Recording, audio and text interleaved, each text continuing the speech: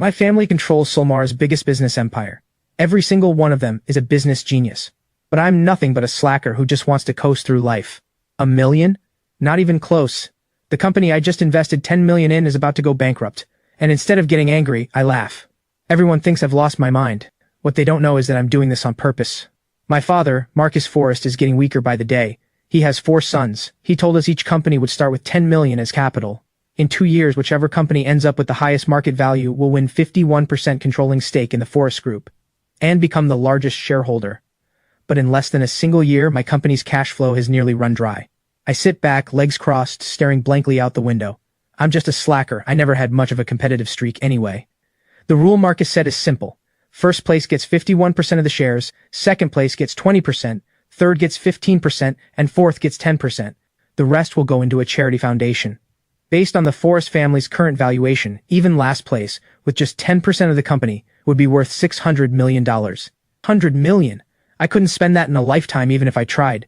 So why bother killing myself over it? I smile and pull out my phone. I post a message in the family group chat, more tech. Our current cash reserve is down to just $1 million. After tomorrow's payroll, we'll have only $300,000 left. That meets the threshold to file for bankruptcy. So I'm officially announcing I concede this competition. I'm taking 4th place. To my brothers, keep up the good work. I send both messages and break into a grin. I never liked running a company and I never liked managing people. My real passion is mountains and rivers, the beautiful landscapes of this world. Why should I bust my back working when my dad's already rich? Better to just relax.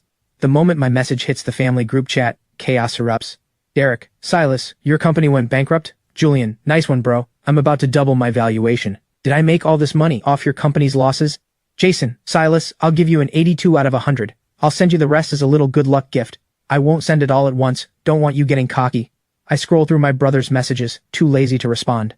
Just then, my phone rings. I pick it up. It's my mother, Grace. Hey mom. I raised you all these years, and this is what you turn out to be? Your brother Julian's about to double his money and you're declaring bankruptcy? Mom, I'll explain later. The company's got some issues. I'll tell you once I'm officially bankrupt. I'll even sign you up for a senior ballet class so you can dance with handsome old men every day. Won't that be nice? I hang up with a click. Ding. Congratulations, player. You have obtained the fate die. The instructions are already etched into your mind. Please review them before use. Before I can even process it, an object appears on my desk, pitch black all over with red dots on every face. Looking closer, this die has a strange magnetic pull to it. Just as I'm about to pick it up for a closer look, my phone buzzes with a group chat notification. I check it. Well, would you look at that? Marcus Forrest has removed you from the group chat. I feel a pang of hurt. I'm not even fully bankrupt yet, and the old man's already couldn't wait to kick me out. I scroll back through the chat history. Wow, the old man's really lost it. The 10% stake I was promised for 4th place is gone. Now the prize is just an annual allowance of $10 million. Completely blindsided, I feel a flash of frustration. I check my phone. It's my mom again. Hey mom. Sweetheart, you're finished. Marcus is furious. He's sending people to take over your company right now. He's also freezing every credit card you have and locking down all your accounts. I told you to play it safe. Why do you have to be so reckless? Now you've got nothing left. Grace's voice is edged with worry. Don't I still get that $10 million a year allowance? That should cover me. Are you an idiot? That only kicks in after all 4 of you finish the competition. You've got less than a year left in the competition. That's still a whole year before you'd see a single cent. Grace sighs. Your father's given me an order too. He announced it in the family chat. Nobody's allowed to send you a single dime or help you in any way. Oh, Silas, you've really made your father angry this time. You'd better pack up and find a factory job. With that, Grace hangs up. A factory job? Yeah, right. There's no way I'm working a regular job. Not in this lifetime. Let him be angry. Everybody's got a few friends, right? I set my phone down and pick up the die on my desk. I close my eyes and pull up the instructions in my mind. Roll the fate die once, and you'll receive a piece of information about the future. Good or bad, that's for you to decide. Get a glimpse of the future? That means I could take off like a rocket. There's a saying, stand in the right wind and even a pig can fly. And if I've got insider knowledge ahead of time, making money would be almost too easy. With that thought, I pick up the fate die and toss it onto the desk. The die glows faintly and finally stops spinning after a full minute. I crane my neck to look. In 4 days, Meridia's stock market will trip a circuit breaker. This triggers a crash in crude oil futures, dropping to around $55. Short crude oil futures, the price will fall to negative 37. I stare at these 2 lines projected by the fate die, and then they quickly fade away. I sink into thought. But right now my company only has about $1 million left in the bank, and payroll is due any minute. What am I supposed to do? Borrow money. The first person I think of is Julian, since out of everyone in this family, I've always gotten along with him best. I dial his number. Silas, what made you call me? I need to borrow money.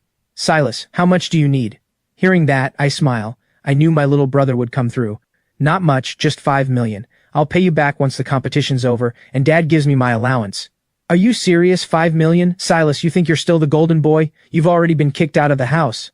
Forget 5 million. If you asked me for 50,000 right now, I'd have to think twice about whether you could even pay it back. Tell you what, since we're still half-brothers, I'll send you 10,000. Call it a favor for old time's sake. I'm about to lose my temper when the call cuts off.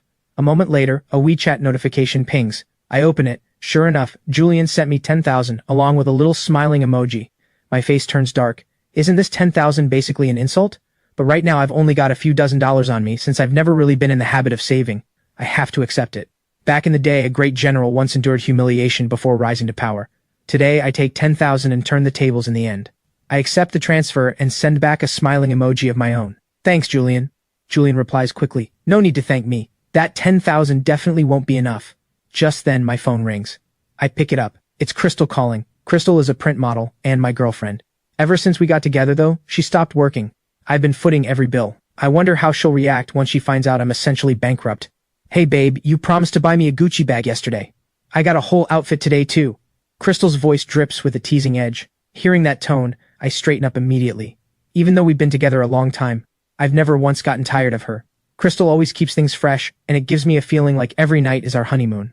But my excitement fades fast as I remember. I'm not that golden boy anymore. Babe, can you come pick me up later? The company car's in use today. As for the bag, let's talk in a few days. Money's tight right now. I stumble through my words. The excitement in her voice is already gone. I can tell Crystal's a little annoyed. Fine, whatever. I won't even open the outfit then, some other time. With that, Crystal hangs up. I don't think much of it. Instead, I stand by the office's floor-to-ceiling window, gazing out over Cloud City and pack up my things. I walk out of the office. Downstairs, the white Mercedes I bought for Crystal sits parked confidently outside the front gate. Crystal stares at me in confusion as I carry a box of my belongings, clearly caught off guard. We'll talk at home. I pull open the door and slide into the back seat, closing my eyes to rest. Neither of us says a word the whole way. Once we're home, I drop the box on the floor and collapse onto the couch. What's going on with you? Crystal senses something is off. Today, I don't react at all to her outfit. Usually, if she wore a short skirt like this, I'd be all over her. But today, I do nothing. Say nothing. I'm bankrupt, I say quietly, eyes still closed. What? You're joking, right? Crystal rushes over to my side, gripping my hands tightly. I'm serious. Crystal doesn't respond right away. First, she isn't sure whether this is true or not. She needs to confirm it before she decides how to act. Neither of us speaks. We just sit on the couch, scrolling our phones. Damn it, everything you said is true. How did you end up this broke, that you had to borrow 10,000 from your brother? Crystal scrolls through social media and suddenly spots the trending topics. They seem to be about me. I take the phone and look. Latest on the Forrest Group inheritance war.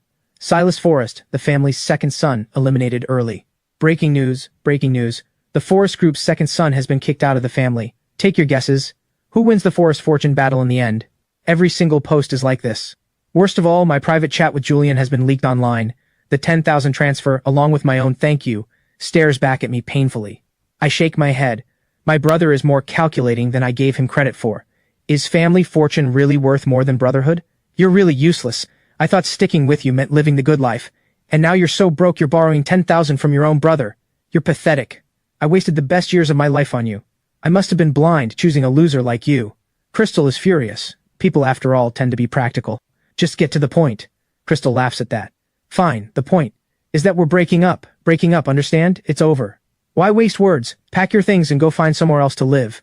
This house is mine, after all. I close my eyes, too tired to even look at her. Why should I be the one to leave? Didn't you say this house was for me? Serves you right for being useless. Any woman with a man this stingy is doomed to bad luck. Crystal storms into the bedroom, furious, and starts packing her bags. The bedroom fills with the sound of things being thrown around, but I can't be bothered to go in. Soon, Crystal wheels out 2 large suitcases. Just then her phone rings. Hey, sweetheart. You're here already? Okay, I'll be right down. What rotten luck. Crystal hangs up, shoots me one last glare, and walks out the door. I open my college classmate group chat and scroll through message after message. My heart sinks. But at least there's one thing to be grateful for. My old roommates are still doing their best, right there in the group, to stand up for me. I smile and open our dorm group chat instead. Guys, I really did go bankrupt. No point arguing about it. With those class group snobs, it's a waste of time. Mike, you're really bankrupt? Not kidding? So what are you gonna do now? Ryan. Right, do you have somewhere to stay? If not, come work at my company. Pay's not huge, but room and board are covered. And if you save a bit each month, you'll come out ahead. I smile, touched. 4 years of college, 4 roommates, 3 of us always close as brothers. The last one is Leo. Leo's family was poor, and we attended a private university, where tuition and living costs were outrageous. So whenever Leo had free time, he'd go out and work part-time jobs to support himself, which meant he rarely had time in the dorm. One time, I happened to take a date out to a restaurant and found Leo working there as a waiter. That's how I learned about his family situation. After that, whenever I bought food or clothes, I'd buy an extra set and just say I ordered wrong by mistake. All through college, Leo's clothes and gear were mostly things I bought for him. I've got a place. I'm working on a project right now, Leo says. It needs funding, and I don't have much cash on hand, but I'll send you what I can over WeChat. Get through this rough patch first. Once things turn around, you can really show those snobs a thing or two. Mike, I'm sending some too. Don't mind that it's not much, brother. It's all I've got right now. Reading Mike and Ryan's messages, my eyes sting. I see in the chat that both Ryan and Mike have pending transfers waiting. I open them. 60,000 from one, 40,000 from the other. Just as I turn to thank them, Leo sends a voice message. I tap to listen. It's loud and noisy on his end, but the gist is he'll call me back later. Right after the message, another transfer comes through. I check it. Wow, 900,000. That's every dime Leo has to his name. Lucky for him, he made some money after graduation starting his own business. Otherwise, he'd just be watching helplessly. Don't be afraid. We're all behind you. This time, I can't hold it back any longer. Tears fall, one after another, onto the phone screen. I accept every single transfer. As a man, sometimes when the feeling is real, there's no need for extra words. Altogether, it comes to exactly 1 million, plus my own 10,000, 1,010,000 in total. That's nowhere near enough to short crude oil. But since the fate die said Meridia stock market would trip a circuit breaker, this has to be a massive move.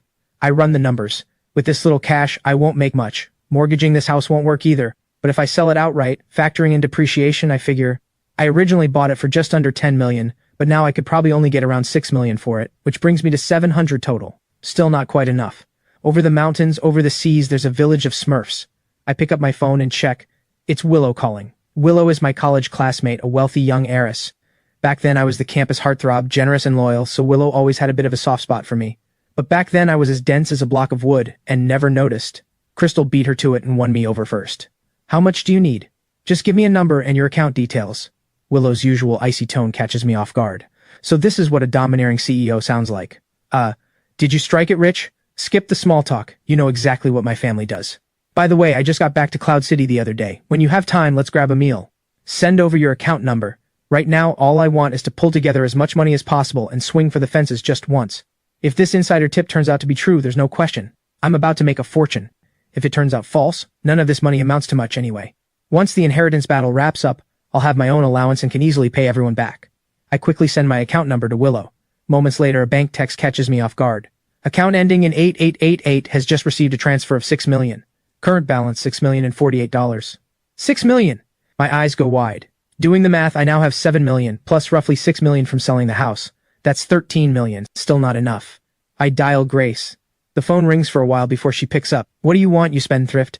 I need money. No. Grace shuts me down with one word, cutting off every avenue. You're my mother. If I'm not doing well, do you really think you'll be doing well either?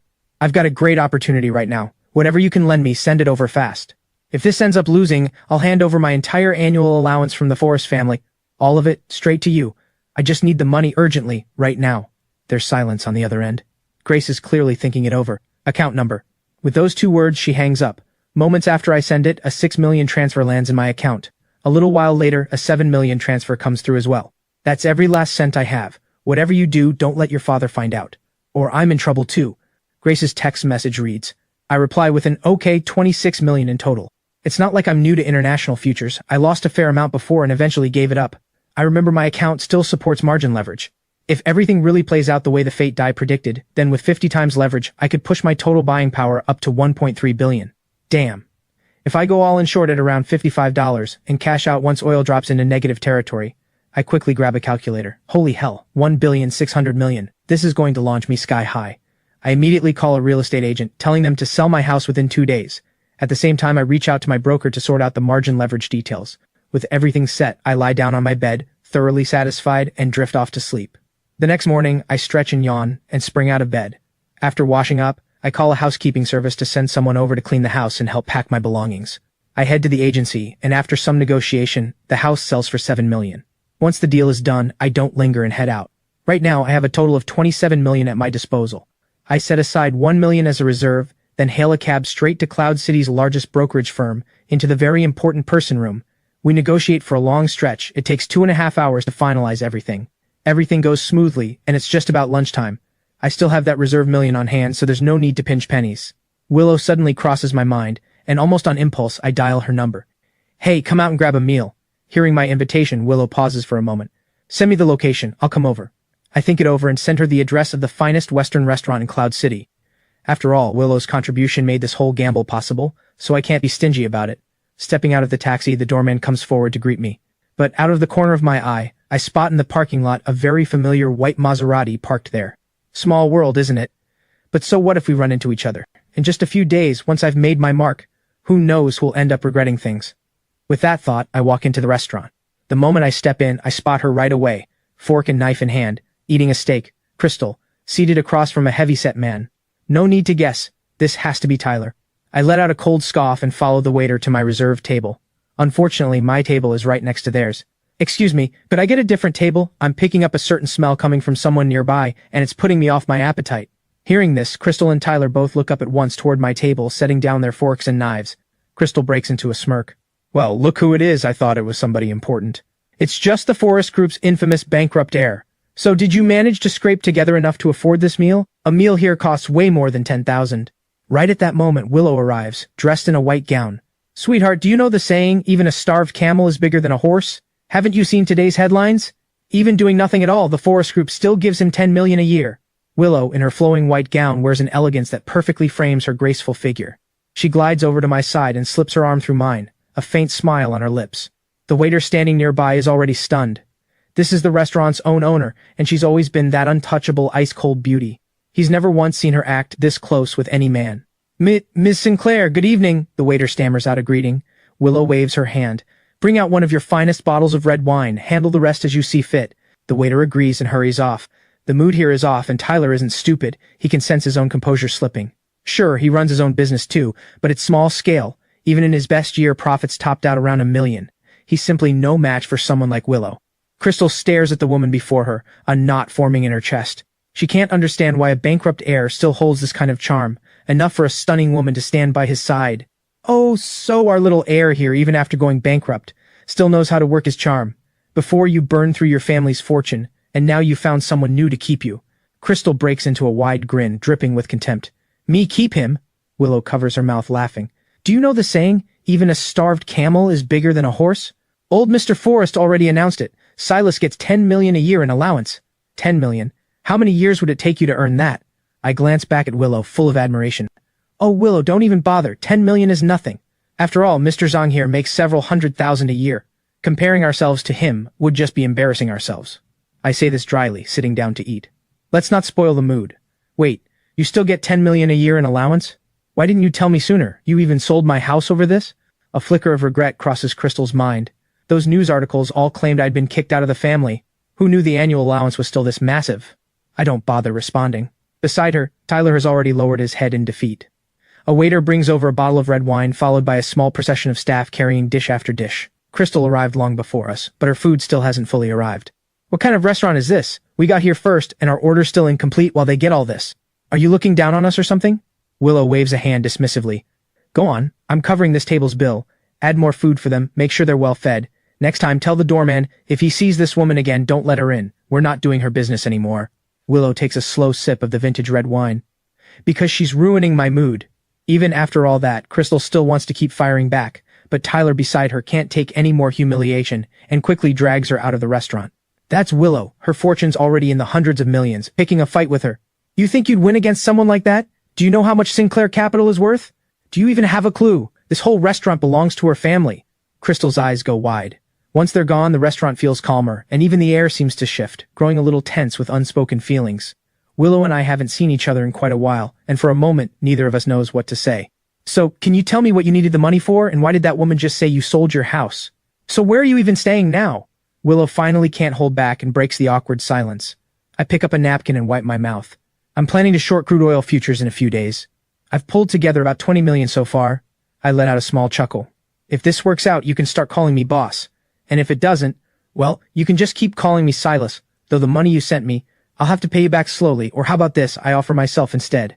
I'm joking, but hearing this, Willow feels, for one fleeting moment, almost hoping this trade fails, because then, Offering himself might actually be something she'd enjoy. What are you even saying? Willow's face flushes red. Who said I wanted you to offer yourself?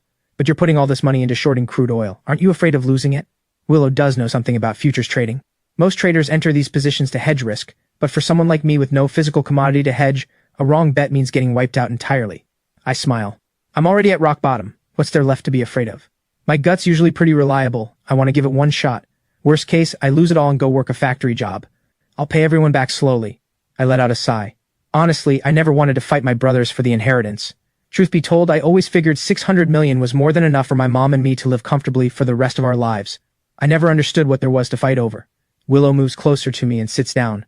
I believe in you. Go for it boldly. If you lose, you lose. It wouldn't be hard for me to support you, you know. Of course I'd take care of your mother too, and any kids we have could take your last name. With that, Willow's face turns crimson. Back in college, I had such a great chance, and someone else swept you away. This time, no matter what, I'm going to be brave. Before she can finish, I gently press my hand over her mouth. Thank you, but it shouldn't be you who has to make the first move. Just wait. Give me a few days, and I'll be the one to confess to you. The two of us just sit there quietly, close together. Willow wishes more than anything that time could freeze right here. If it were possible, she'd want this moment to last forever. Since the house is already sold and my belongings are all packed up, I book a suite for a full month at Cloud City's finest hotel. Only a few hours remain until the date the fate die predicted. I get my laptop ready, along with a stockpile of food and drinks, prepared to camp out in this room until the whole event plays out. The predicted date arrives. Once international crude oil markets open, prices hover around $56 a barrel. A small dip pushes it below 56, down to 55. I seize the moment, going all in short with my full 26 million. Boosted by 50 times leverage, 1.3 billion in total buying power in my account. If oil actually crashes into negative territory this time, I'm going to launch into the stratosphere. Even if it doesn't go negative, just dropping to $1 would still be a massive win. Sure enough, Meridia's stock market opens too, crawling along sluggishly at first, before suddenly plunging downward. The drop happens so fast I barely have time to react. I don't get greedy. Even though it might go negative, actually settling at that price could cause complications. I think it over and set my take profit at a safer level. Sure enough, Meridia's market opens, crawls along for a bit, then plummets straight down, no pullback in sight. At this point, I quickly switch over to check my crude oil position. Holy hell, this is brutal. I opened at 55.9 and oil's already dropped into the 40s. My unrealized profits show a string of digits a mile long. I grin from ear to ear. Looks like the fate die really didn't lie to me. Sure enough, the crash isn't over yet. Meridia's stock market trips a full circuit breaker, and crude oil prices spiral even further out of control, plunging downward at breakneck speed. My position isn't small, but the global crude oil futures market is massive enough to absorb it. Damn. Meridia's stock market actually triggered a circuit breaker. In the time it took me to grab a glass of water, I come back to find this absolutely gorgeous sight on my screen. This feels incredible. Over the mountains, over the seas, there's a village of Smurfs. I pick up my phone. It's my broker calling. Mr. Forrest. No, boss. You need to check your account right now, quick. Manager Chandler says, voice urgent. Today's Black Swan event has caught everyone completely off guard. Anyone who went long on crude oil today is getting wiped out. But you, Silas, are about to skyrocket. Silas hears this and immediately hangs up, pulling open his own account to check. Damn, would you look at that? The system already auto-closed the position. Silas checks his account. He now has roughly $2.5 billion total. Subtracting the original $1.3 billion in capital, that means he's hit his target, a profit of roughly $1.6 billion. Ding. The Fate Dies fee assessment system activates. Total capital deployed, $1.3 billion. A 4% service fee is due, amounting to $52 million. Player, please allocate this $52 million to charity within 4 days. Any method is acceptable, or the Fate Die will automatically confiscate the player's assets. Silas snaps out of his shock and calms himself. Between his original $23 million and the system's 4% fee, the total comes to under $100 million. Add the broker's fees on top, and this whole play should net him a solid $1 billion or so. Nice, my friend. Silas pulls out the Fate Die, grinning ear to ear. Over the mountains, over the seas, there's a village of Smurfs. Silas picks up his ringing phone. It's Willow. Looks like she's been watching the markets too today. Oh my god, how much did you make on this? That was incredible. You must have cleaned out a fortune from foreign investors. Willow sounds thrilled. If this really unfolded the way Silas predicted, there's no doubt he made a killing. After capital and fees, it comes out to roughly $1 billion. Silas's voice carries a note of excitement too. I'm planning to donate $52 million to support an impoverished region here in Solmara, and I'll also set aside $100 million to establish the Silas Foundation, dedicated to helping struggling children in mountain villages get an education. Hearing that Silas made this much money, Willow's jaw drops in astonishment, and for a long moment she can't respond. What thrills her most is that not only did Silas strike it rich, but he still has such a kind heart, willing to give so much away to charity all at once. It's practically perfect. That's great, Willow. Do you happen to know anyone skilled in finance? I want someone to help me manage the foundation. Willow thinks it over. Sure, when do you need her? I can introduce you to a close friend of mine. She recently graduated from a top finance program abroad. She's extremely capable. Great, thanks for helping with this. Right now I need to pick a region in need of support. Willow hangs up. Given how much Silas has managed to earn, she figures he must have his own plans in motion and things are about to get busy for him. Silas opens up a map of Solmara. 52 million sounds like a lot, but when it comes to actually helping one region, it's really not that much. Silas thinks it over for a while. Since he has the fate die to give him a heads up on future events, chances like this are bound to come again. So there's no rush. He decides to start by helping build up Cloud City. Silas looks up the official phone number for Spirit Mountain County and reaches out to let them know about his upcoming donation. The officials naturally are thrilled, and they set a time to meet, full of enthusiasm. Silas has the brokerage return all his margin fees, and also gives manager Chandler a $50,000 bonus. He doesn't overdo it. He knows the manager's own commission on this deal is already substantial. Next, he sends money to each of his 3 roommates, paying back double what they'd lent him. As for Willow, since Silas doesn't have her account number, he doesn't rush to repay her right away. They'll be seeing plenty of each other going forward, so this amount is nothing to worry about. Silas thinks for a moment, then pulls out his phone and sends Julian 100,000. Thanks, little brother. My profits from this crude oil short probably outpace your company's earnings several dozen times over. With that, Silas sends over a screenshot of his account balance, then immediately blocks and deletes him. After all, someone who doesn't value brotherhood isn't worth bothering with any further. With everything sorted, Silas lies back on his bed, staring at the ceiling. Did he just stumble into pure dumb luck? Out of nowhere, he'd landed a treasure beyond imagination. Sure, he'd run his own company into the ground, but this stroke of genius, he's confident, will go down in history. Silas powers off his phone. He can't be bothered to think about what kind of face Julian will make once he learns how much money he's made, and his 3 roommates are probably going to be equally floored. He drifts off to sleep. After all, monitoring the trade all day had kept his entire body wound tight with tension. He's utterly exhausted. Congratulations, player. You have qualified for the Billionaire program. We hope you will use this windfall for good purposes, helping and changing the lives of those in poverty.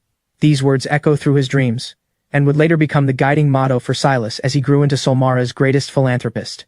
At First Tech Corporation, Julian's face darkens as he stares at the $100,000 Silas sent, along with the account screenshot. Just as he's about to mock its authenticity, he notices. All that's left is a red exclamation mark. So he's actually been blocked. Julian grits his teeth.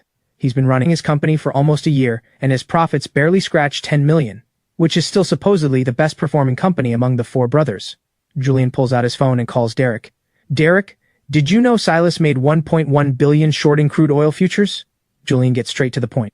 What are you talking about? You think that idiot could pull that off? And even setting that aside, where would he even get the capital?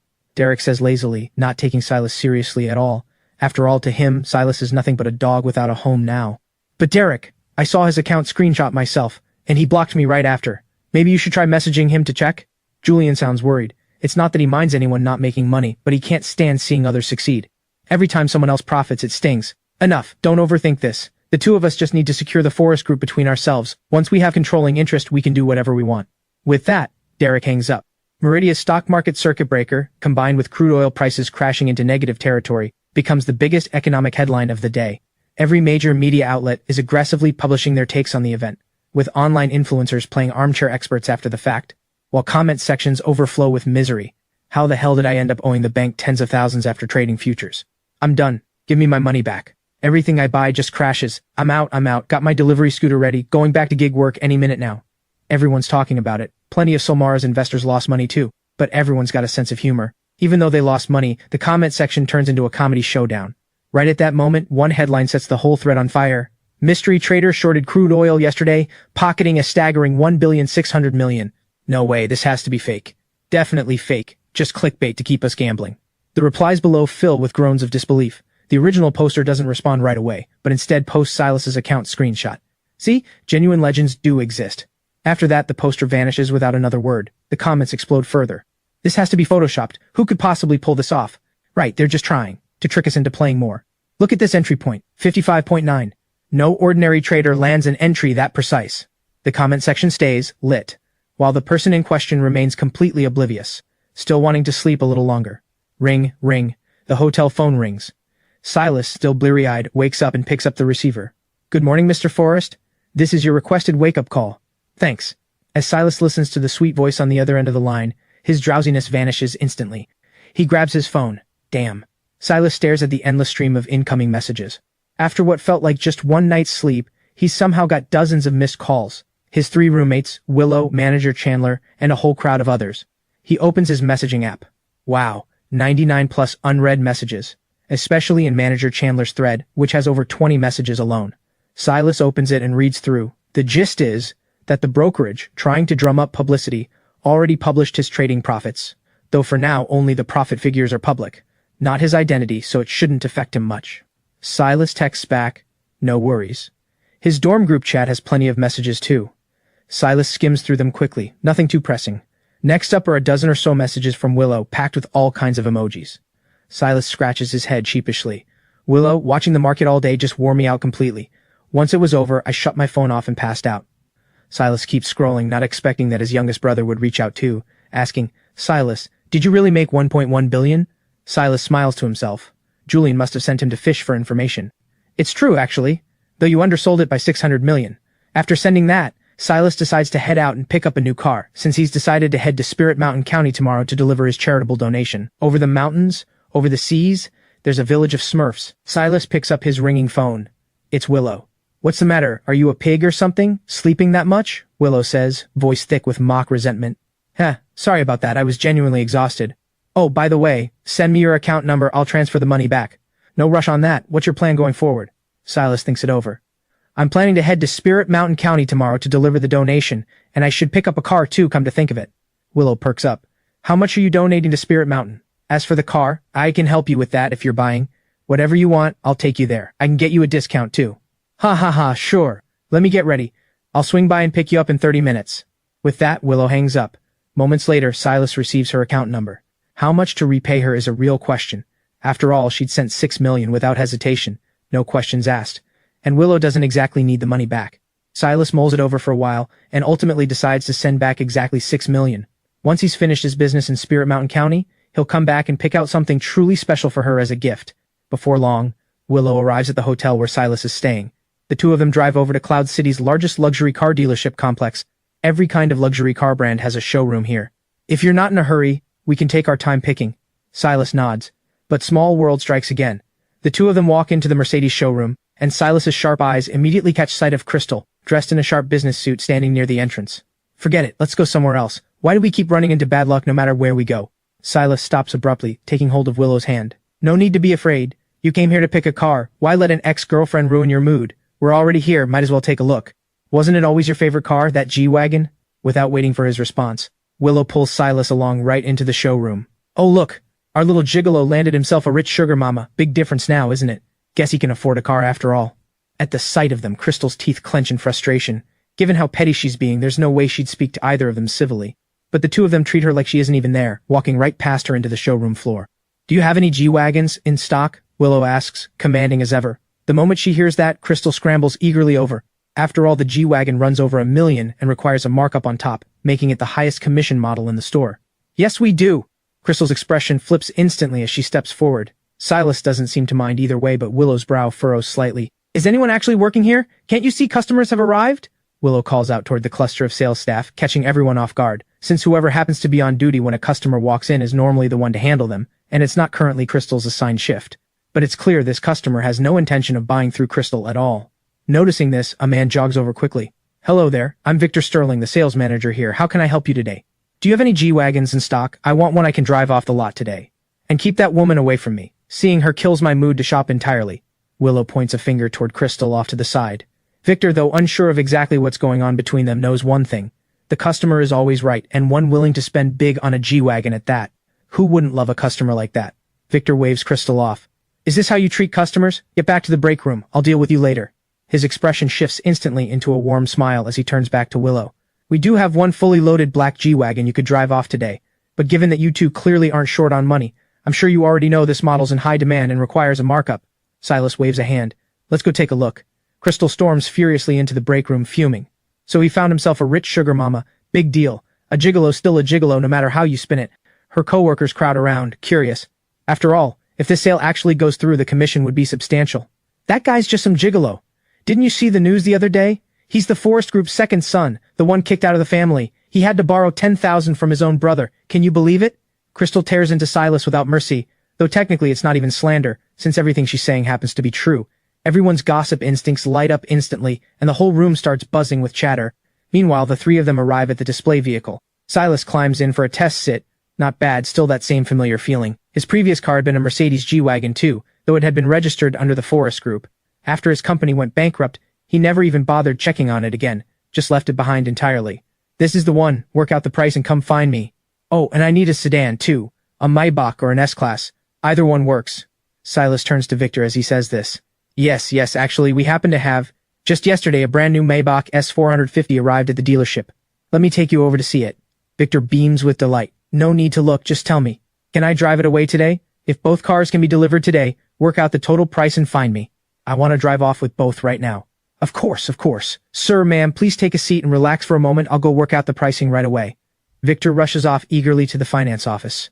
Both cars are top-tier luxury vehicles, both requiring markups, and together the total comes to $4,130,000. Victor returns with the invoice. Sir, the total for both vehicles comes to $4,130,000. I went ahead and secured a special discount from the company for you. We can round down the extra amount, and I'll also throw in complimentary accessories as well as protective car covers and other add-on services. Victor lays it all out, eyes practically sparkling with excitement. If this deal closes, his commission alone would be tens of thousands. This month, he'll finally be able to treat himself to a night out at karaoke. Just charge the card. Also, have 2 of your staff drive the cars over to the Cloud Inn Hotel. Leave the keys at the front desk under the name Silas Forrest. Got it. Victor takes the card Silas hands over, wow, ending in 88882, and hurries off to the finance office to process it. The moment the payment goes through, the finance clerk's eyes widen enormously. Whoa, Victor, am I seeing things? Ones, tens, hundreds, thousands, 10,000s, 100,000s. Damn, is this guy? Could this guy actually be some long-lost relative of mine? There's over $1 billion in this account. The clerk stares in disbelief. Never once has he seen anyone with this much money in a single account. Hearing this, Victor leans in to check for himself. Good grief, a whole string of zeros. What kind of legend is this guy? No wonder he never even bothered haggling over the price. Watching Victor walk off with Silas's bank card toward the finance office, Crystal steps out of the break room immediately. If it had been Willow paying, Crystal might have held back from mocking them. Willow's clearly wealthy after all. But Silas's financial situation is something Crystal figures she knows all too well. It's barely 10,000, and his card was frozen anyway. There's no way he can cover 4 million. Crystal approaches Silas, her tone dripping with sarcasm. Oh please, don't try to put on airs you can't afford. You'll just end up having to sell the car later. Miss, don't be fooled by the gigolo act. Let me tell you, he's incredibly stingy. Crystal keeps chattering away, but neither of them pays her any attention. Wow, who knew? You must have hurt this girl pretty badly, huh, rich boy? She just can't stop wherever she goes, Willow teases. Ignore her. Let's go grab a meal in a bit. Have you decided where to eat? It's on me. Willow nods. Oh, playing generous now? Can you even scrape together 20,000 from your pockets? Playing rich when you can barely afford anything. Right at that moment, a sharp slap echoes through the showroom. Victor comes rushing over, payment receipt in hand, just in time to catch Crystal running her mouth at his newfound cash cow. What on earth are you saying? This is our most valued VIP customer. He's got over $1 billion in his account, and you're saying he can't afford a meal? The moment these words land, the whole showroom falls dead silent. Crystal is left utterly stunned, as if slapped by the words alone. No, wait, over $1 billion in his account? What kind of nonsense is that? There's no way. How could a broke loser like him possibly have that much money? Do you have any idea? Just a few days ago he was so broke all he had left was $10,000, and he had to beg his own brother for it. Crystal shouts, unable to accept this outcome. At this point, Victor genuinely feels the urge to strangle Crystal. This is way beyond acceptable behavior. Is there some kind of blood feud between these two? This is completely uncalled for. Open your eyes and look for yourself, see if it's really that much. Victor slaps the invoice directly against Crystal's face. Crystal grabs it and looks, well, would you look at that 4-8 ending? She knows this card all too well. It's Silas's account. Back when the two of them were still together, this exact card was personally delivered by a bank manager. For a while, Silas had been quite fond of using it, depositing several million into it, letting Crystal spend freely with it. This is impossible, absolutely impossible. Even if this money is real, there's no way it belongs to that gigolo. How could a bankrupt heir possibly have this much money? It must have come from that woman. Crystal is still refusing to accept it. Hearing this, Willow bursts out laughing. Sweetheart, you're overestimating me. If it were a few million, sure, that's pocket change to me. But $1 billion? How many people in all of Solmara could pull that off without breaking a sweat? Let me tell you something. Silas earned every cent of this after you two broke up. Regretting it now? Willow twists the knife deep. Neither she nor Silas has any warmth left for Crystal anymore. The only reason Silas hasn't bothered settling scores properly is out of consideration for what they once had. Crystal stands frozen, eyes hollow with shock. How could this be? How could this be? She suddenly rises and rushes to Silas's side, gripping his hand tightly. Baby, I know deep down you still love me, don't you? You came here to buy a car because you knew I work here, trying to help me hit my sales target, right? It's fine, you don't even need to say it, I'll say it. Let's get back together, okay? Crystal has completely lost her earlier hostility. After all, the weight of $1 billion is simply too overwhelming to resist. Silas glances at Willow, a helpless smile tugging at his lips. Get back to work. Stop dreaming. He turns to Victor. Remember what I asked. Park both cars at the hotel garage. We'll be needing them again this afternoon after lunch. Oh, and make sure to fill the tanks. Willow, hand Victor some cash to cover gas. Willow reaches casually into her limited edition Gucci handbag, pulling out roughly $4,000 to $5,000 in cash and placing it in Victor's hands. Regular unleaded, remember?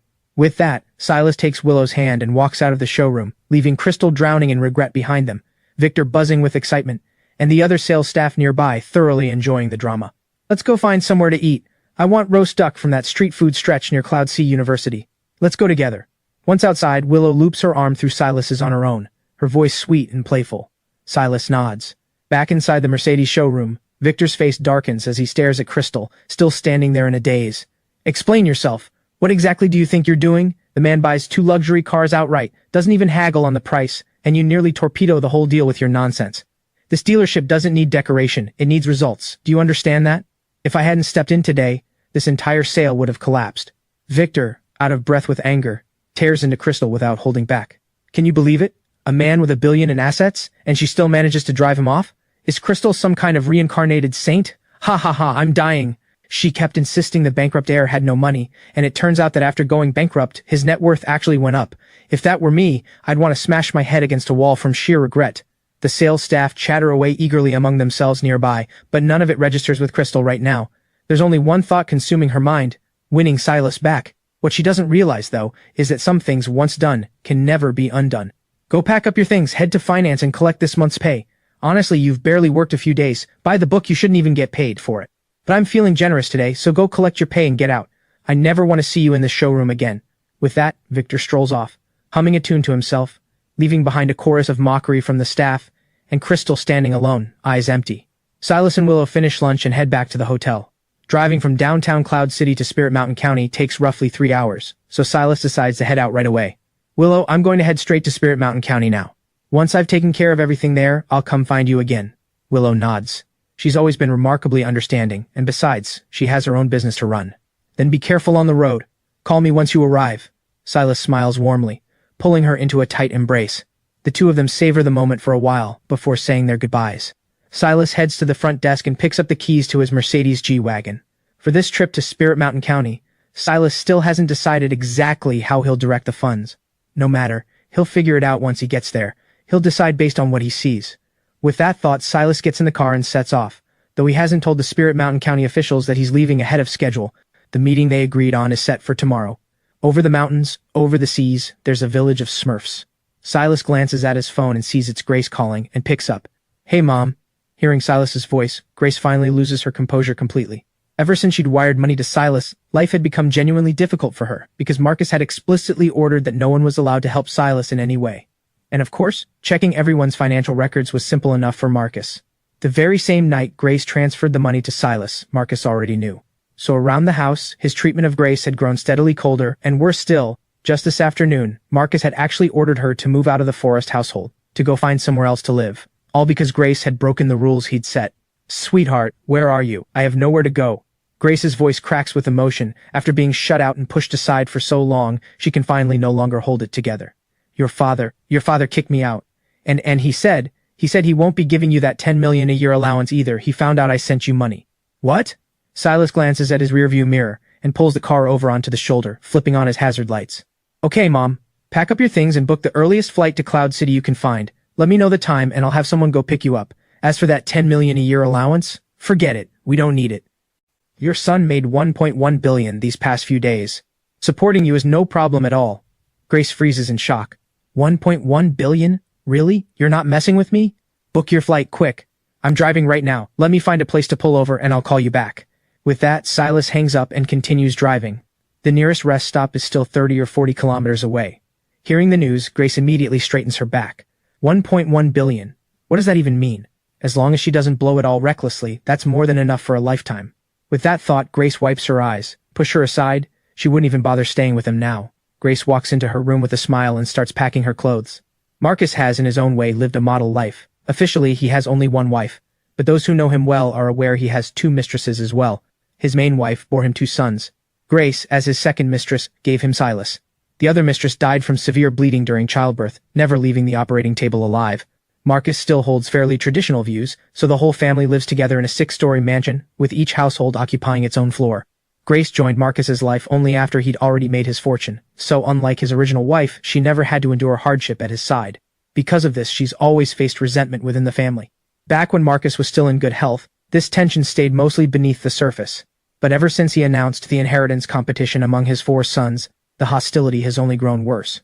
At first, Marcus turned a blind eye to it, but once he learned that Grace had wired money to Silas, that tolerance vanished completely. As a business titan who's ruled the corporate world for decades, Marcus despises nothing more than having his will defied. As Grace packs, tears start slipping down her cheeks. After all, this place holds years of memories for her, but forcing herself to stay any longer serves no purpose. Better to leave with dignity, on her own terms. Ivy, book me a flight to Cloud City, the sooner the better, Grace says gently to the young woman standing behind her. Ma'am, are you really leaving? Ivy asks, her voice catching slightly, since she's served Grace faithfully for many years. Grace nods. This place doesn't want me here anymore. What's the point in staying? Book the tickets. The earlier, the better. Then ma'am, I'll book 2 tickets. Can I come with you? We can sort out the pay later. If you're not here anymore, there's no point in me staying either. Grace nods. After all, Ivy has stayed by her side for many years now, handling every part of her daily life. Without someone by her side, things might not go smoothly. All right, go on then. Ivy is barely left when the bedroom door swings open. Well, if it isn't little sister, packing your bags? What's the matter, can't stand it here anymore? A sharp, biting voice cuts in, making Grace's face darken instantly. It's Diane, Marcus's wife. Hey, your son's finally made something of himself. Is he taking you off to live it up now? I'm not going to fight with you over this place anymore. All these years, no clear winner. I'm exhausted too. Grace has no interest in engaging further with Diane. Diane steps closer, laughing loudly. Ha! Your son made something of himself? How exactly? By blowing through 10 million in under a year? Or was it getting kicked out of the family entirely? You know, after all these years, you're all mouth and no substance. Someday, centuries from now, when archaeologists dig up your remains, they'll probably marvel at how someone dead this long still has such a sharp tongue. Diane covers her mouth, laughing. Grace's face flashes with anger. Oh, my son didn't accomplish much. Just made 1.1 billion in a matter of days, that's all. Though I'm sure a sum like that is nothing but pocket change to you. Grace clears her throat. In all these years, have you ever known me to lie? Keep this place. I don't want it anymore. It's all yours. I'm off to live out my golden years with my son. Grace fires back. 1.1 billion? Diane's expression shifts instantly. 1.1 billion? That good-for-nothing Silas managed to earn that much? Come on, stop putting on airs. If you don't actually want to leave, just beg me and I might let you stay. Go ahead, beg. Diane doesn't believe for a second that Silas could pull off something like this. Grace shakes her head. Keep this whole house to yourself. Right now, I need to pack, so please leave. And by the way, some manners wouldn't hurt. Knocking before barging into someone's room and waiting for permission would be a start. Do you know why Marcus has strayed from you all these years? It's because you're so hopelessly unrefined. Grace sticks her tongue out at Diane as she finishes. The two of them have been feuding like this for years, trading barbs constantly.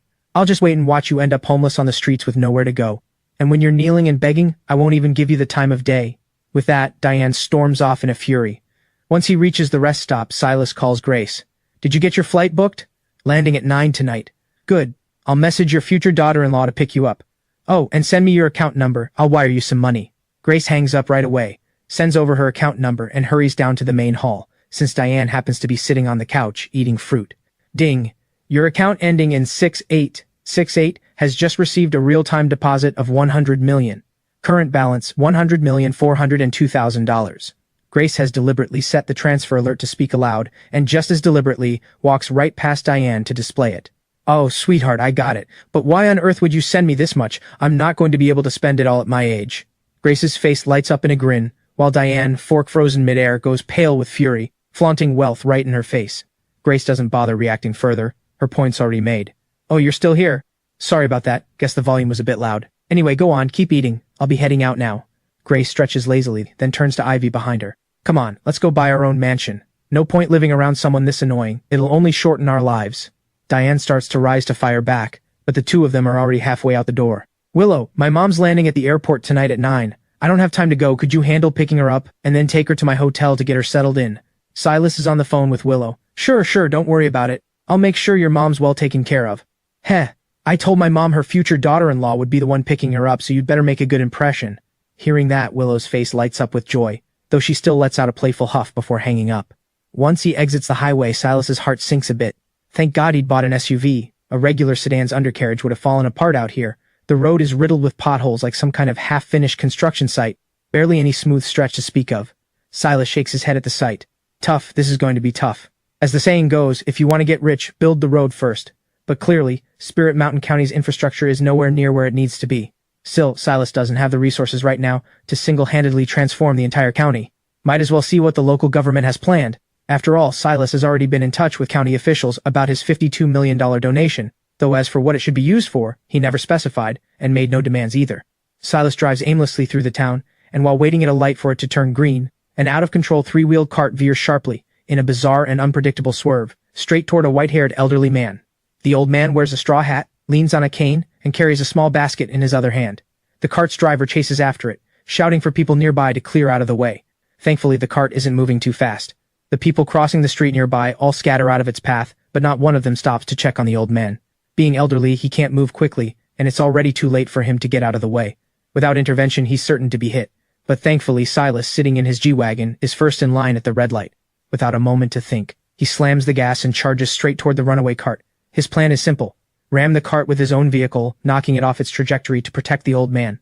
The cart owner sees the Mercedes barreling toward him and nearly jumps out of his skin, abandoning any concern for his beloved cart on the spot. Silas eases off the speed just before impact. With a loud crash, the Mercedes flips the cart onto its side, all three wheels still spinning uselessly. The old man is safe, though badly shaken. He drops his cane in the shock, his basket tumbling to the ground, scattering lychees across the pavement, before he sinks straight down onto the ground, clutching his chest repeatedly. Silas rushes out of the car to help him up, checking on him. Are you all right, sir? Sweat beads down the old man's forehead. After a moment to catch his breath, he shakes his head. I'm fine, young man, thank you. It's just a shame. This whole basket of fruit I hadn't sold yet. What a waste. The old man stares blankly at the lychees scattered across the ground, starting to reach for them himself. Silas quickly stops him. Just rest for a moment. I'll take care of it. Before long, Silas has gathered up all the scattered fruit. The cart owner, well aware he's at fault, doesn't even dare ask Silas for compensation. If it hadn't been for Silas, his own cart would have struck the old man directly, leaving things far worse. Sir, please get in my car. We can't block traffic here. Silas guides the old man over to his vehicle, opens the door for him, helps him inside, and drives off. Once inside the car, Silas learns that the old man actually lives in a village under Spirit Mountain County's jurisdiction. He's in his 70s, and had come out simply to sell the ripe fruit from his garden, hoping to earn a little cash for snacks for his 6-year-old granddaughter. Except today, he'd made no sales at all, and on top of that, this accident happened. Don't worry about all that, sir. I'll take you home. Just wait in the car for me a moment. I'm going to pick up a few things. Silas parks in front of a supermarket and heads in to pick out snacks for the old man's granddaughter. At his own age, Silas hasn't really eaten snacks in years, but judging by the old man's circumstances, the granddaughter's life probably isn't easy either. So Silas heads straight to the snack aisle, grabbing whatever catches his eye. Before long, the cart he's pushing is completely full of snacks. After checkout, he ends up with 2 enormous bags costing several $100s. He loads the snacks into the trunk, gets back in, pulls up navigation, and heads toward the address the old man gave him. After all, he has nothing else going on today, so he might as well see this good deed through to the end. Driving from the county seat to the old man's village isn't actually that far, but for someone walking on foot, it would take a long time. Thankfully, the old man had walked only half the distance before catching a lucky ride, especially rare for someone his age. A pang of sympathy stirs in Silas. Could this be exactly the reason he'd chosen to do good deeds? The very lesson the fate die had wanted him to grasp? Arriving at the village entrance, the road is riddled with potholes, filled with standing water from a recent rain. Young man, cars can't get into the village on this road, it's too rough. Don't drive in any further, or you'll get stuck and can't get out. That would just make things worse. Hearing this, Silas frowns, worried. Had he known this earlier, he'd have bought fewer snacks. A miscalculation. All right, sir, I'll walk in with you. Silas helps the old man out of the car, gritting his teeth as he hauls the 2 bags of snacks from the trunk, following slowly behind the old man. Why hasn't the road here ever been fixed? Cars can't even drive through here. How's the village supposed to develop like this? Silas asks through gritted teeth, thinking that if the road had been repaired, he wouldn't be lugging these bags so painfully. The old man sighs, shaking his head. We'd love to fix the road too, but there's no money for it. The county government doesn't have the funds, and by the time it trickles down to the town level, there's even less, and by the time it reaches each village there's basically nothing left. Every household in our village grows some kind of fruit, and it's such a shame. Right now is peak harvest season, but of all times it rained heavily just a few days ago. The roads are full of potholes and mud. Walking is hard enough on its own, let alone hauling fruit on foot for hours to sell it in town. This road really needs fixing. Silas suddenly realizes exactly where his 52 million should go. Every household in this village makes a living growing fruit, each with their own orchard, but there's simply no way around the transportation problem. Every year when the fruit ripens, outside traders drive up to the village to buy it, offering prices so low it's almost insulting. But since getting out of the village is such a hassle, no one bothers making the trip themselves, and everyone just grits their teeth and sells at rock-bottom prices. Sir, how about this? Let's leave the snacks for your granddaughter here for now. Could you take me to see the village chief? There's something I'd like to discuss with him. Silas asks sincerely. No problem at all, no problem. Let's pick up the pace, we're almost home. The old man's name is Thatcher. Naming conventions were fairly casual back in his generation. He was the fifth of 6 brothers, which is why he ended up with that name. The village is called Thatcher Village, populated mostly by families sharing the Thatcher name. Arriving at his home, the old man's 6-year-old granddaughter comes bounding out to greet them, though she's clearly a bit shy, ducking behind her grandfather and eyeing Silas cautiously. Say hello to this nice man, sweetheart. He's the one who brought Grandpa home safely today. Otherwise, Grandpa might not have made it back until after dark. Mister? The little girl chirps in her small voice, and hearing it, Silas suddenly feels like the exhaustion from lugging 2 heavy bags of snacks for the past half hour has completely vanished. Silas gently ruffles the little girl's hair. Come get some snacks, all of this is for you, and once you finish these, just tell me if you want more. I'll get you more. Thatcher's house is worn down and dilapidated, a single mud brick building with 1 bedroom and 1 main room. The only part of the whole house without a hole in it is probably the roof, and even Silas can feel a draft leaking in through every wall. Sir, what about your children? Silas asks, curious. At the question, a shadow of sorrow crosses Thatcher's eyes. This little one's mother died from complications during childbirth. My son left to work construction when she was 4 and he lost his footing falling from the 7th floor of a building. He didn't make it either. Silas can tell Thatcher is straining to keep his tone light, recounting his most painful memories as gently as he can manage. Neither of them speaks. Silence settles between them. Sir, I'm so sorry to hear that. Please accept my condolences. Silas rises to his feet and bows deeply to Thatcher. Thatcher quickly pulls him back up. It's all right. It's all in the past. It's just this little one I worry about. If something happens to me someday, who knows what would become of her? In that moment, a thought strikes Silas. Why does the world hold so much suffering? There's a saying that captures it perfectly. Human sorrows and joys don't truly connect from one person to another. Only now does Silas fully grasp what that means. Don't worry, sir, you're still strong and healthy. You've got several more decades in you, no problem. It's all Silas can offer by way of comfort. Thatcher shakes his head, letting out a sigh. Decades is too long. Life's too hard. If it weren't for this little one keeping me company, what would be the point of any of it? Anyway, sit for a moment, young man. I've already called the village chief. He should be here soon. Silas steps outside to take a closer look around. Thatcher's home isn't part of the village's central cluster of houses for whatever reason. Silas doesn't bother guessing why. One thing Thatcher Village has going for it. The scenery is absolutely stunning. And because of the poor transportation and its mountainous location, the air here is remarkably fresh, a crispness you'd never experience in any city. Might as well transform this place into an eco-tourism park, dining, entertainment all in one. Not a bad idea, though he worries 52 million might not be enough. Ah well, if it's not enough, he can always add more. Just as Silas is busy planning out the future of Thatcher Village, a man who looks somewhat aged, but not truly elderly, walks toward him. You must be the young man old man Thatcher mentioned, the one looking for me? Let me introduce myself. I'm the chief of Thatcher Village. I'm Mayor Hensley. Only then does Silas snap back to attention, taking in the chief before him. According to Thatcher, the chief is barely in his 50s, but looking at the man standing here, he certainly doesn't look like it. He carries a worn pair of work shoes, his pant legs rolled up to his knees, mud caked all over the fabric, even smudged across his face. That's right, I asked Mr. Thatcher to reach out to you. I'm Silas Forrest, and there's something I'd like to discuss with you. Silas extends his hand. Oh, better not shake my hand, I just got back from the fields, filthy as anything. Silas, was it? What did you need from me? I want to build a road for your village. You want to what? Hensley's eyes widen, fixed intently on the young man before him. Well now, building a road, that's exactly the thing Hensley has dreamed of accomplishing for years. Every single year he's gone to petition the town office about it, but the county's finances have always been too strained, and the town has never been able to spare enough. Building a road takes serious money. At one point, Hensley considered pooling money from the village itself to get the road fixed, but after bringing in a professional cost estimator, the numbers came back staggering. Building a single kilometer of rural road costs several $100,000, and the distance from Thatcher Village to town is at least 30 kilometers, which means the total cost would run into the tens of millions. That's exactly why the town has never approved the project. The road is simply too expensive to build. This young man in front of him probably hasn't been beaten down by reality yet. Hensley feels a spark of hope, but quickly returns to reality. Tens of millions doesn't seem like a sum this young man could actually come up with. Son, don't joke around with me, just having the thought means a lot already. Do you have any idea how expensive road building is? If we wanted to build a road straight to town, roughly 30 kilometers at several $100,000 per kilometer, this whole project could easily run over 20 or 30 million. Hensley lets out a heavy sigh. I want to build this road too, believe me. I've dreamed about it. Without a decent road, the people of Thatcher Village will never get ahead. Life will just stay stuck, or even get worse.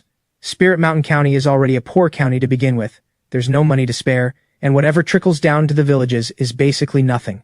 Hensley lowers his head. In this man in his 50s, Silas senses a particular kind of helpless anguish. 20 or 30 million, that's it? Not much. I'll cover it. But I have one condition. Hehe, once the road is built, it needs to be named after me. Silas says it with such ease that for a moment, Hensley isn't sure whether he's serious or joking. I'm not messing with you. My finances aren't unlimited, but funding a road for your village is well within reach. By the way, I feel like the scenery around here is really impressive, and it seems like everyone here knows how to grow fruit. Have you thought about what direction to take the village once the road's finished? Silas wants to test Hensley's vision. If he passes this test, he'll consider adding more funding to turn Thatcher Village into a tourist destination, making it a showpiece for the whole county. Only then would his donation truly matter. Wait, are you serious? You're really going to donate a whole road? Hensley's eyes go wide as saucers. Silas smiles faintly, pulling out his phone and opening his mobile banking app. Here, take a look. Originally, I just wanted to make a donation to Spirit Mountain County, but I hadn't decided where exactly. If I hadn't run into Mr. Thatcher on the way here, I never would have found my way to your village, let alone thought of building you a road. Hensley stares at the long string of zeros on the phone screen, a little dazed. Wow, ones, tens, hundreds, thousands. Mr. Moneybags, you truly are a young man of extraordinary achievement. If we can actually get this road built, I'm planning to organize the villagers to develop toward tourism, since our environment here is remarkably well preserved. Great scenery, clean air, and our specialty is our lychee orchards. The mountain region gets plenty of sunlight year-round, so once the lychees ripen, they turn out incredibly sweet and juicy. Hearing this from Hensley, Silas nods with satisfaction. So it's settled. We can call the road Silas Road, right? Silas grins broadly. Ha! Forget just the road being named after you. You could name the whole village Silas Village and I wouldn't have any objections. I'm sure the rest of the villagers wouldn't mind either. Hensley laughs. Alright then, give me just a moment. I'll go ahead and contact the county officials. With that, Silas steps aside and calls the county secretary. Hey, Secretary Whitmore, it's Silas. I've made up my mind. I'm going to donate a road to Thatcher Village, and I'll also fund the villagers to help turn Thatcher Village into a model tourist village, with the goal of making it a showpiece for the whole county. Silas says happily. On the other end, Secretary Whitmore, upon hearing Thatcher Village, seems genuinely surprised. Mr. Forrest, you mean that terribly underdeveloped Thatcher Village? Yes, exactly that one. At this, Whitmore slaps his own thigh emphatically. Mr. Forrest, you've done a truly wonderful thing.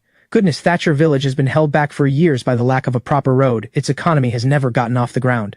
And Thatcher Village has a particularly stubborn chief in Mayor Hensley. Ever since he took over Thatcher Village, at every meeting he's had the chance to attend, he's brought up the same request, asking the government to build a road for Thatcher Village, a road of hope. But the finances have always been tight. There was simply no way to come up with 20 or 30 million all at once for such a massive project, so it kept getting pushed back, year after year, day after day. But now, Mr. Forrest, you've stepped right in and solved this problem, one they've worried about for years without any way to resolve it. Your judgment is truly remarkable, Mr. Forrest. Where are you right now? I'll bring some people over to meet you. Whitmore sounds genuinely urgent. This scale of private donation is unprecedented. I'm at Thatcher Village right now. Then please, Secretary, come over with your team. If possible, I'd like to get everything settled today.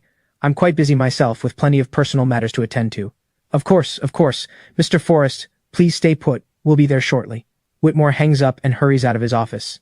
Move, everyone get to Thatcher Village now. Bring the finance department along too, and get the Clearwater Town officials over there right away. Whitmore scrambles through the arrangements in a flurry, this being the first time in memory someone has been eager to give money away. Turns out doing good deeds can feel this satisfying. No sooner has he returned home than Hensley's phone rings. Hello? Mayor Whitmore, you're coming here? Of course, safe travels, and don't worry, I'll take good care of Mr. Forrest. Hensley hangs up, hiding the faint beads of sweat forming on his forehead surprisingly well. Well, this is the first time the mayor of Clearwater Town has ever called him personally. This young man in front of him clearly has some real skills. It's still early, Chief. Why don't you show me around the village?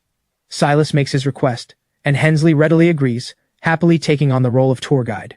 When the villagers originally built their houses, they'd already left space for future roads, but lacking funds, progress had truly stalled. This dirt path, Mr. Forrest, leads to Thatcher Village's elementary school. Behind it there's a large open field. The village has already allotted plots for each household, and everyone's grown lychee trees pretty uniformly. Silas walks and takes in the scenery around him. Thatcher Village really is a beautiful place. With proper planning and some strategic promotion, it could absolutely become a genuinely impressive tourist draw. Chief, take me to see the school. The two of them arrive at Thatcher Village's school. In Silas's eyes, it barely deserves to be called a school, only slightly bigger than Thatcher's own mud brick house. A small clearing, a single lonely basketball hoop, a ping-pong table made of a slab of stone. That's the extent of Thatcher Village's so-called school facilities. Beside the mud brick classroom stands a small adjoining mud brick building, and Silas is curious what it's used for. Hensley scratches his head, a little sheepish. That's where the teachers who volunteer here to teach stay. 2 young female teachers share it. They've been here almost a year now. Silas frowns slightly. Coming out to teach in a place with conditions this harsh, and still managing to stick it out. These are people who truly deserve respect. I noticed the village has some open land. Let's just build a whole new school. Look, the kids have to walk such a long way from the village just to get to school, and the roads aren't great either, especially when it rains and everything floods. Mud everywhere, way too many hazards. I saw a plot of land back in the village. It looked really good. That's the one you mentioned earlier, right there.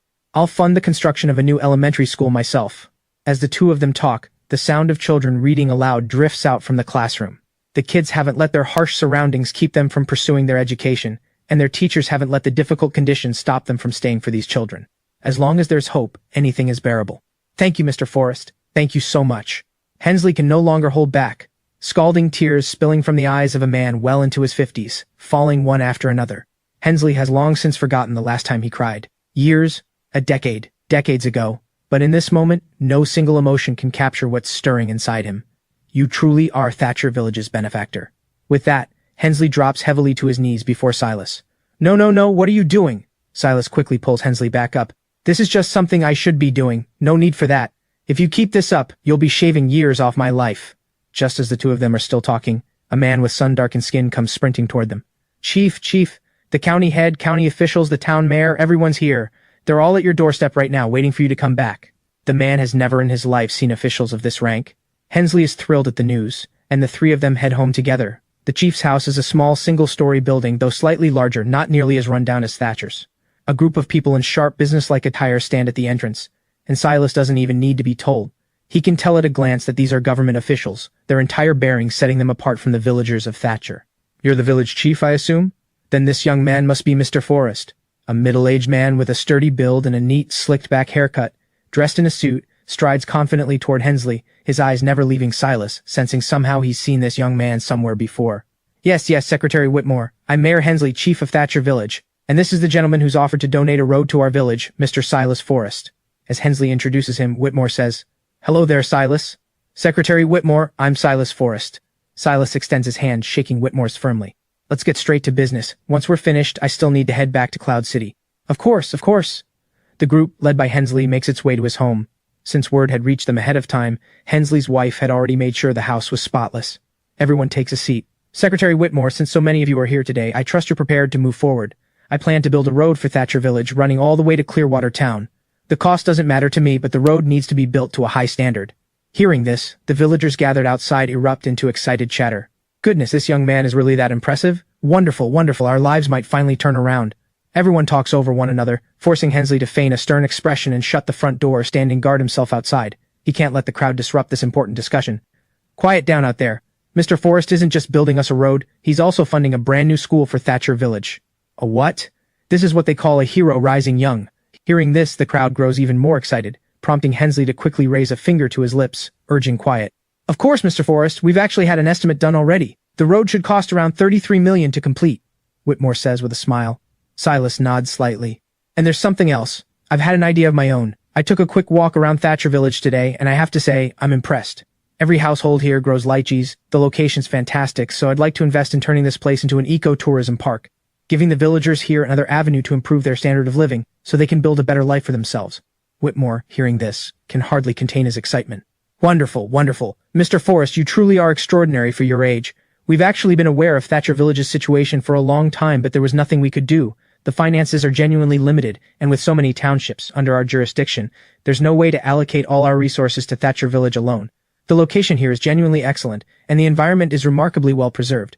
Following your idea, Mr. Forrest, we could turn Thatcher Village into an eco-park and develop it as a tourist destination, which would make it a real showpiece for Spirit Mountain County. Silas nods along enthusiastically, pleased that it's exactly what he had in mind. Good, then let me lay out my terms. Whitmore listens quietly. After all his years in this line of work, the one truth he understands most clearly is that no one gets up early without some benefit in mind. He believes Silas will indeed fund the road for Thatcher Village and invest in the village's development, but there's bound to be a catch. All right, here's what I'm proposing. Just as Silas begins to speak, a young woman standing behind Whitmore pulls out her notebook, ready to take notes. The road I'm funding for Thatcher Village needs to be named Silas Road, after me. It'll give me a real sense of presence. I also plan to continue doing charitable work from time to time going forward, and I want the name Silas to become a symbol, inspiring others to give back the way I have. Second, regarding the investment in Thatcher Village becoming a tourist village, I'm willing to fund it, with the ultimate goal of turning Thatcher Village into a thriving new tourist destination. But I can't fund this project entirely on my own since my current available cash tops out at $100 million, so I'd like to partner with the government on this. I only ask for 30% of the profit-sharing rights. Whitmore, hearing this, thinks to himself, what kind of condition is that? This is practically a gift. Really? That's all? Whitmore can hardly believe it. Silas nods. I can transfer $100 million today. After deducting the $35 million for the road, the remainder will go entirely toward the tourist village project. Excellent. Excellent. I accept both conditions. And since the key officials from Clearwater Town are here today too, I, Whitmore, will make the call right now. Whatever amount the county can contribute, we will. We're fully committed to making Thatcher Village's transformation a genuine success. This will solve the villagers' everyday hardships, while also serving as excellent publicity for Spirit Mountain County. It's a win for everyone. Rest assured, Mr. Forrest, once these two projects are underway, I'll personally oversee their progress every step of the way. Only then does Silas nod, satisfied. Good, let's do the transfer. Before long, Silas wires the full $100 million into the government's account. There's one slightly awkward wrinkle, though. Since Silas had originally said he was donating $52 million, the officials had already prepared a placard displaying that exact figure, expecting to use it for photos on the spot. Now that Silas has raised the donation to a full $100 million, no one's quite prepared. No worries, no worries. Feel free to publicize the donation, just keep my name out of it. You can use this to build some buzz for Thatcher Village first. Understood, understood. The whole room bursts into laughter. Hey wait, Mr. Forrest, weren't you the one driving today who flipped a three-wheeled cart at an intersection with your Mercedes? A bespectacled man stares at Silas, phone in hand. You already know about that? Silas scratches his head, a little embarrassed. The man practically bursts with excitement. Secretary Whitmore, look, Mr. Forrest's good deed has already gone viral online. Whitmore takes the phone and Silas leans in to look as well. Someone had actually caught the whole moment on camera, him ramming the runaway cart, and had posted it online. This small clip has already racked up over 400,000 likes, and it's only been a few hours since it was posted. The comments are even more entertaining. Serves him right driving a Mercedes. Right, and he didn't even glance back at his own car after getting out. What's wrong with that? Exactly, rich, handsome, and most importantly, kind-hearted. This is literally my dream husband. Back off, this isn't your business, he's mine. Silas can't help but feel a bit embarrassed by all of it. So what do we do, Mr. Forrest? The whole internet's on the hunt for the handsomest Mercedes driver, ha ha ha. I'd actually like to promote this a bit further if you don't mind, Mr. Forrest. On behalf of the county government, I'd like to present you with a Model Citizen Award. Whitmore looks thoroughly pleased. Sure, that works. It's not like I did it for the attention anyway. I wouldn't even be here otherwise. Sure, go ahead and publicize it. I'm happy to go along with it. Whitmore promptly handles all the necessary paperwork. Ding. Congratulations, player. You have exceeded the mission requirements. The fate die has upgraded. The player may now receive 2 pieces of future information at once. Remember, information from the future must never be shared with anyone else. The fate die's voice echoes in Silas's mind, and he smiles faintly to himself, pleased with how things have gone. Once Hensley sees that everything has been finalized, he opens the front door, revealing a crowd of Thatcher Village residents already gathered outside, filling every inch of the small open space in front of his home. Whitmore glances at Silas. Mr. Forrest, why don't you say a few words to everyone? You've made such a tremendous contribution to this village, they should know who you are. Remember your name. Hensley agrees, waving his hand to signal the crowd for quiet. First of all, it was really just a chance encounter that brought me to Thatcher Village. Once I arrived and saw the state things were in, I couldn't just look away. Silas speaks, taking in the honest, weathered faces before him. There's a saying that goes, once you have the means, never forget to help others. One person's happiness can grow into the happiness of an entire community, even more. When I saw the harsh conditions Mr. Thatcher lives under, still walking hours on foot just to sell fruit he'd grown himself in the county seat, all just to buy his granddaughter a few snacks, it moved me deeply. That's why I've decided to donate a rural road to Thatcher Village, and to partner with the local government to help transform the living conditions here as well, so everyone can have better opportunities and a better life. By this point, many of the villagers outside already have tears in their eyes. Facing insufficient funding, they never complained, carrying on with their lives. Facing harsh weather that ruined harvests, they never complained, staying resilient throughout. But now, in this moment, they finally break down. My friends, I've also decided to fund the construction of a new school, financed entirely by me personally. No matter how hard things get, the children shouldn't suffer for it, and the teachers here shouldn't feel unappreciated either. I hope that once Thatcher Village has been transformed, it can become a true showpiece and a badge of pride for Spirit Mountain County, and I hope life here grows more prosperous for everyone. Thank you. With that, Silas bows deeply. Silence falls, and then the first villager slowly kneels down, followed by the second, the third, until eventually everyone is kneeling on the ground. Please get up. Silas is thoroughly flustered by the scene, as are Whitmore and the others, all equally stunned. Please help them up. Silas grows increasingly anxious, only to see Hensley kneel down too. Mr. Forrest, please accept the heartfelt blessings of every villager here in Thatcher Village. Silas covers his eyes, unable to bear the sight. Just as Silas prepares to leave, the villagers have already gathered at the entrance to the village, each holding their arms full, standing quietly to one side. Mr. Forrest, these are some gifts everyone put together for you.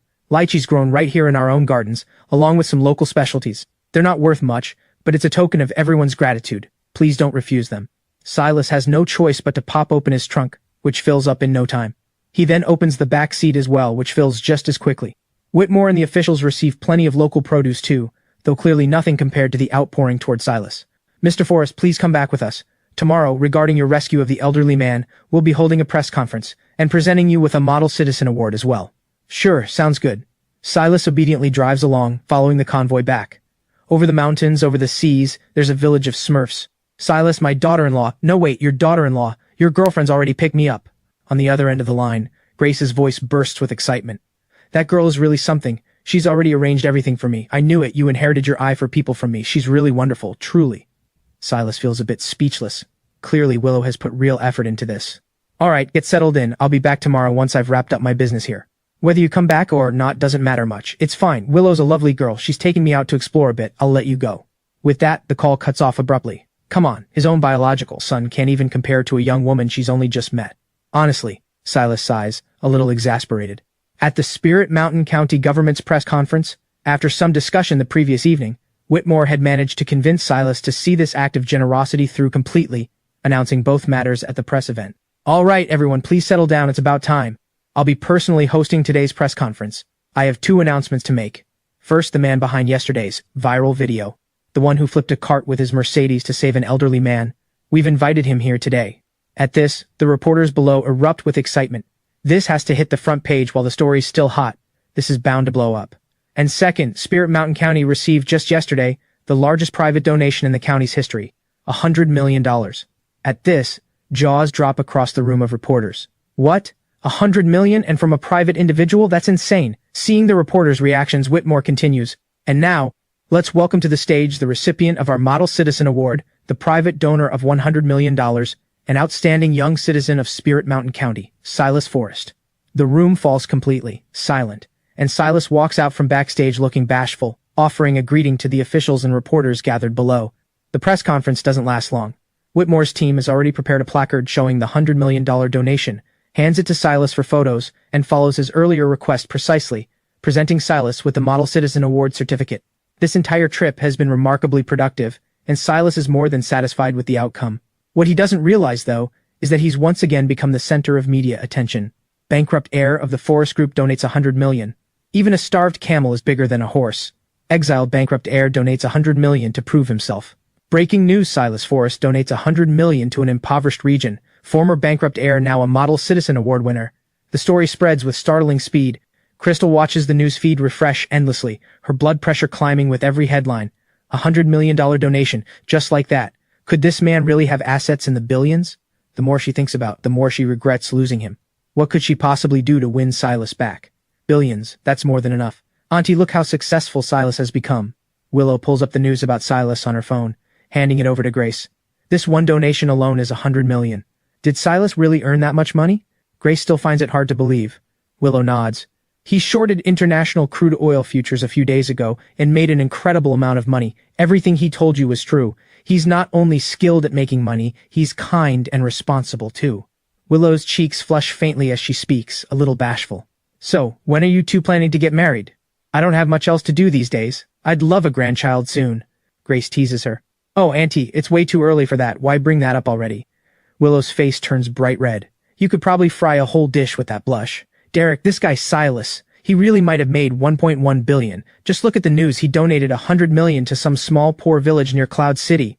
If he didn't actually have the money, there's no way he'd spend that lavishly.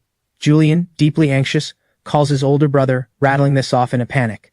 So what if he made money? He already ran his own company into the ground. He's already infuriated the old man half to death, and he's no threat to us anymore. Derek dismisses the concern. And most importantly, Silas's mother has already been thrown out of the family, running off to Cloud City to live with her son. What are you even afraid of? But, before Julian can finish, Derek cuts him off. Just stick to the plan. Make sure the trap is well set for our youngest brother, and we need to speed things up. The old man's health is only getting worse. I don't want to wait any longer. Derek interrupts Julian's response. I understand, Derek. The trap's already been set. We're just waiting for the right moment. Satisfied, Derek hangs up the phone. The Forrest Group's four-way inheritance battle is, in reality, a three-way contest. Derek and Julian are full brothers, sharing the same mother and father. Now that Silas has driven his own company into bankruptcy and exited the race early, the only remaining opponent is the youngest brother, Jason, standing alone against the combined strength of two allied brothers. Ever since Silas's company collapsed, Jason has felt his own business steadily deteriorating, revenue shrinking, growth stalled entirely. A full year in, and his profits barely reach a few $100,000. Last place among the three remaining contenders. Without some kind of breakthrough, he's certain to be eliminated.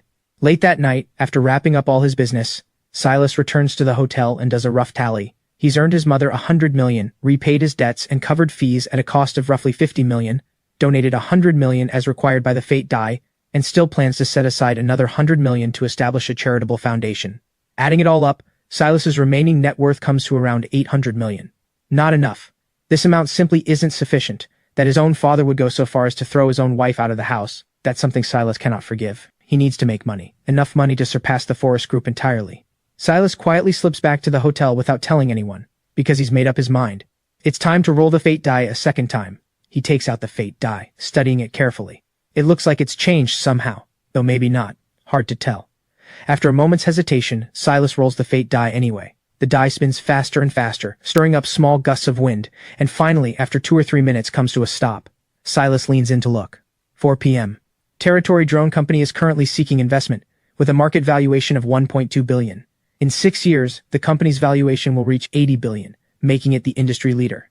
This clearly means he should invest in Territory Drone Company. Silas suddenly recalls that his old tech company had a division that could actually have collaborated well with a drone company, but sadly his company is long gone now. The fate die had said he could receive 2 pieces of information, which means he should be able to roll again. Silas has already made up his mind. He's definitely investing in Territory Drone Company, since a return of tens of times the initial investment over 6 years is nothing to scoff at. Silas rolls the fate die once more, and this time it reads, 3 days from now, 7 p.m., there will be a jade stone auction in Southport City. Stone number 68 in Exhibition Hall 3 is currently valued at 40 million, but its final worth will reach 1.3 billion, making it the star piece of the entire event. Good lord, 40 million turning into 1.3 billion, and all in just 3 days. Silas quickly jots down every detail. If this BP pays off, his total assets would climb to roughly 2 billion, opening up even more possibilities for what he can achieve. But there's still plenty of time, and Silas realizes he can't keep doing everything under his own name forever. After weighing his options, he decides to establish an investment firm, with the name already picked out, the Silas Investment Group. The trouble is, Silas doesn't know the first thing about running such a company, and he's short on people. Suddenly, a name pops into his mind. Owen Reyes, the very financial director whose career he'd unwittingly torpedoed with his bankrupt company, a graduate of one of Meridia's top universities, an overseas-educated talent and genuinely capable. It was just unfortunate that his very first job landed him with an employer as unreliable as Silas. With that in mind, Silas eagerly picks up his phone, sending Owen a message, only to be met with a big red exclamation mark. Well, would you look at that? The company goes bankrupt and this guy blocks his former boss? He'll teach him a lesson. Silas scrolls through his contacts. If Owen's blocked him on WeChat, he's probably blocked his old work number too, but is that really a problem? Not at all. Thank God for a second SIM card, his absolute favorite feature. Silas uses his everyday personal number to call Owen's number. It rings a few times before being picked up. Hello, who's this? Owen's lazy voice comes through the receiver, which brings a grin to Silas's face. He pitches his voice differently. Is this Owen? This is Emperor Chin. I'll send you $300 over WeChat. Once I've reclaimed my throne, I'll split the entire empire with you. This guy's got quite the temper. Silas calls back a second time. Are you kidding me right now? You claim to be Emperor Chin? Well, I'm the Jade Emperor himself, and I'll have the king of the underworld cross your name right off the ledger of the dead. Owen snaps back furiously. After all, he'd just returned from studying abroad, eager to prove himself, only to end up working for a boss who wanted to do nothing at all, and knew nothing about running a business either, which was already frustrating enough. Then the company went bankrupt, and once new management arrived from headquarters, Owen had hoped he'd finally get a real chance to prove himself, only to watch the new managers dismiss the entire leadership team as their very first move. So there was nothing left for Owen to do but pack up his things, just like Silas had, and head home, hoping for a bit of quiet to reflect on his life, only to end up harassed by low IQ scammers even then. This time Owen has completely lost it. Right after he finishes ranting, Silas can't hold back his laughter. Wait, that laugh, that voice sounds both strangely familiar and oddly out of place. Wait, could this actually be Silas? Owen sits bolt upright. The company went bankrupt, fine, but why the hell did you block your former boss? Silas teases him, sensing that Owen probably hasn't been doing well either. Owen grits his teeth. Real nice, you don't even know how the company went under, and you have the nerve to ask me about it? But the fact that Silas is reaching out on his own suggests there might be something Silas needs him for, though whether it's good or bad he can't tell yet, so Owen holds his tongue. Oh, if it isn't the boss himself. I could say it was a slip of the thumb, would you believe that? Owen says, a bit sheepishly. A slip of the thumb? Yeah, right, you're young, not exactly shaking with Parkinson's. Silas isn't buying that story at all. Alright, let's cut the small talk. I'm starting a new company, and I want you to come on board and help out. If you're not busy with anything else, come join me. A new company? Owen's eyes go wide, then he shakes his head frantically. No, forget it. Boss, you'd better find someone more qualified. I don't think I'm cut out for this kind of work. Silas lets out a cold chuckle. You're only saying no because you don't know the terms yet. I'm setting up an investment firm with $300 million in registered capital. You'd take on your old role as financial director. Whether we turn a profit isn't the main concern, but I do have one task for you. Help me build the company from the ground up. Annual salary, $6 million, commission separate. Heh, tell me these terms don't tempt you. Silas doesn't believe for a second that he'll say no. Damn. Owen feels his own breath catch in his throat. Boss, are you serious? Are you in Cloud City right now? If so, the usual spot, 10 o'clock. Yes, I'll be there right on time, I promise. Silas hangs up shortly after, and before long, a WeChat message comes through, this time from Owen. In this moment, Silas actually feels genuinely pleased. Turns out, winning a man over just takes a $6 million salary after all. With time still to spare, Silas calls Grace's number. Mom, where are you? I'm back already. At the hotel. Silas figures no matter how busy he gets, he shouldn't forget to check in on his own mother. I'm out having fun right now, don't bother me, go entertain yourself. A busy tone follows immediately after. Silas has no idea what kind of magic Willow's worked on his mother, whatever it was. But now even her own son doesn't seem worth her time. Oh well. Owen, meet me at the usual spot, I'll be waiting. With that, Silas tidies himself up quickly and drives over to the Tranquil Mind tea house. The owner of this tea house is quite the mysterious figure, almost impossible to get any information about. The tea house is fairly spacious, its decor as elegant and understated as its name suggests. Silas has always loved tea, and back in his college days he grew especially fond of this particular place. Owen, on the other hand, doesn't care for tea at all, but there's not much he can do. Whenever there's business to discuss, Silas always insists on meeting here. Every time Silas orders tea, Owen just gets plain hot water, mostly because even the water isn't cheap here, $18 a cup, sold under the pretense of, we don't discuss money, only fate. A pot of Dragonwell tea and a cup of plain hot water, Silas instructs the waitstaff. As a regular here, the staff already know the drill. Silas heads straight to the private room he always uses, pushing the door open without a second thought. But, well, inside, a man and a strikingly attractive woman are leaning close together in a moment of intimacy, when the door suddenly bursts open. The woman lets out a startled shriek. Who are you? You didn't even knock! Thank God we weren't doing anything, you scared me half to death. She whips around to glare at Silas, indignant, sweat already beading on her forehead. The man is somewhat overweight, the kind with a prominent belly, exuding the look of new money. And just as he'd been building up an intimidating atmosphere, this careless kid barging in has completely shattered the mood, forcing him to rack his brain to salvage the evening. The thought alone gives him a headache. Then again, how could Silas have possibly known? If you're planning something intimate or a romantic date, why on earth would you come to a tea house? And not just any tea house, of all places, one with a name as ridiculously wholesome as this one. Sorry about that, man. Silas has no intention of stirring up trouble, mostly because he doesn't know how to fight. I had no idea someone was in here since this is the room I usually reserve. Sorry, really sorry about that. Silas keeps apologizing. You call that an apology, standing all the way over there? Doesn't seem very sincere. The man looks displeased. Where's the staff? Is this the high-end tea house everyone talks about, letting just anyone walk in and throw doors open? Silas steels himself and steps closer. Wait, aren't you that one from the video online? The one they call... What was his name, Silas? The woman, watching him approach, suddenly blurts this out. She quickly pulls out her phone, scrolling through short videos, and the more she looks, the more certain she becomes. You're Silas Forrest? Silas freezes for a second. What's going on? Did he go viral? Tony, this is Silas. Silas Forrest, the one you commented on, the serves him right video with the Mercedes. The man is equally stunned. What an insane coincidence.